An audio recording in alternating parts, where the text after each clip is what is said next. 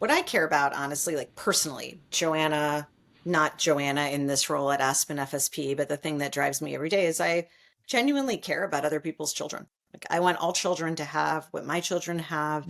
I want them to contribute what they can, like reach their full potential. I want them to have joyful lives, and grow up to be joyful adults.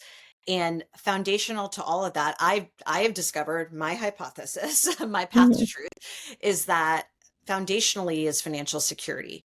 For a young person to be able to do that, for a parent, for a mother like me to be able to provide that in education, in their healthcare, in the stability of their home, in the things they get exposed to, is that you frankly need not just money, not just income, but really the wealth underneath it to be able to make those kinds of investments in your life. Yeah, I agree with that. And that also builds a stronger economy, but a stronger community as well.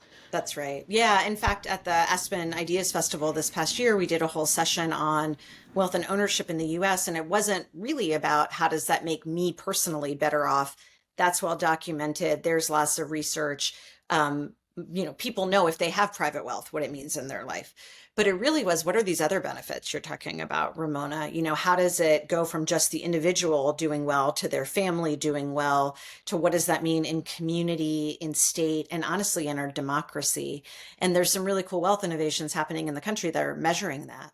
So when households start accumulating more wealth through ownership, partial ownership of their business that they work at, or through their housing that they live in, what does it mean in terms of their ability to now vote, be civically participating, be stable enough to help the family next door or the two families next door, right? And really create more of a community strength.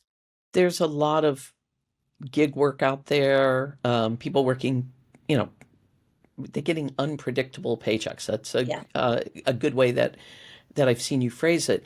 Very unpredictable, and that again underlies, the one of the barriers. If Yes, you that's totally right. yeah, if you have an unpredictable job, and so you're right. There's so many other things there that are impacting people, and so the people who probably have those unpredictable paychecks are low income families.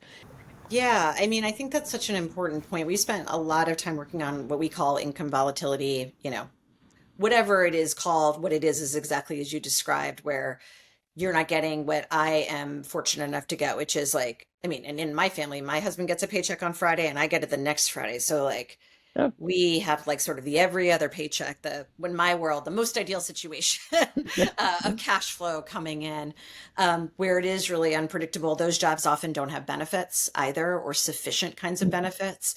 I think in our country, we tend to think we can make everyone better off just by income, but it's actually the combination of income, benefits, and wealth. All of these things need to happen